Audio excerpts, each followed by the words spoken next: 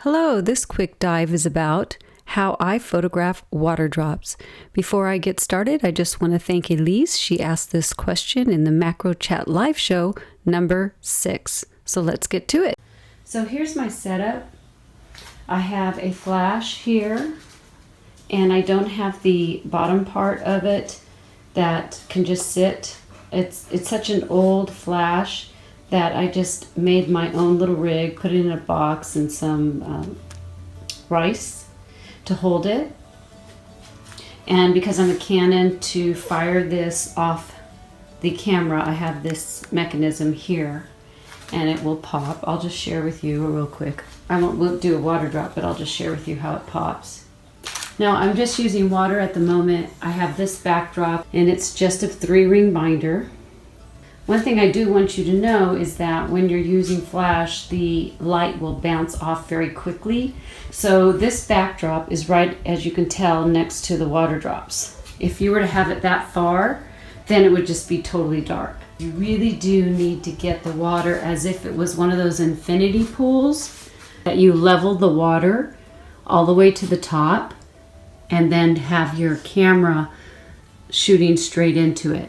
Now Elise had shot it up here and was hand holding, and that's really difficult to do, to tell you the truth, is just to get it hand hold on top of a macro, which is really close. Now she's very good at that, but it's just so much easier to set your camera, say, on a tripod or some boxes to level it up, or like I have here, say, a rice bag or something that can stabilize your camera. Because I'm hand holding this, the other shot that you'll see, I actually had it on this bar right here, but I just think for me it's easier to just hand hold and let it drip in the middle of the water and take my shots with that.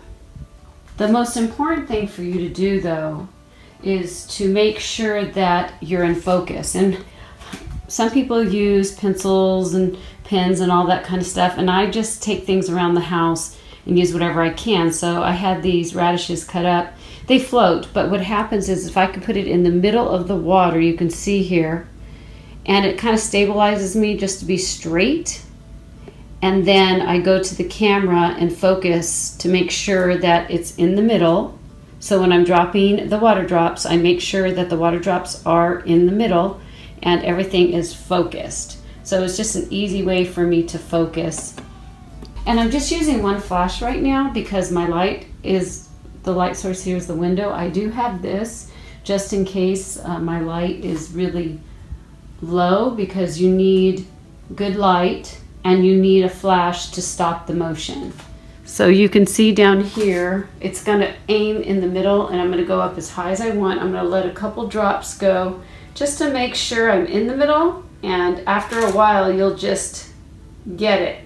Those water drops that you see that look like a mushroom that are really pretty, those are the ones that have a water drop and then a quick water drop that will hit the first one. And you have to be really good at hand holding or get this mechanism to get that really cool look from those water drops. But this is a great way to start off your basic setup. If you don't have enough light, then again, you're going to have to add more light for your exposure, but you do need some type of flash, something to stop the motion of the water drop. Otherwise, it just looks like a mush. Okay. Hope you have some fun with the water drops. If you liked this quick dive, how about a thumbs up and share it with your friends? Want to level up your macro and landscape photography? Down below, check out the various links and you'll also grab some freebies.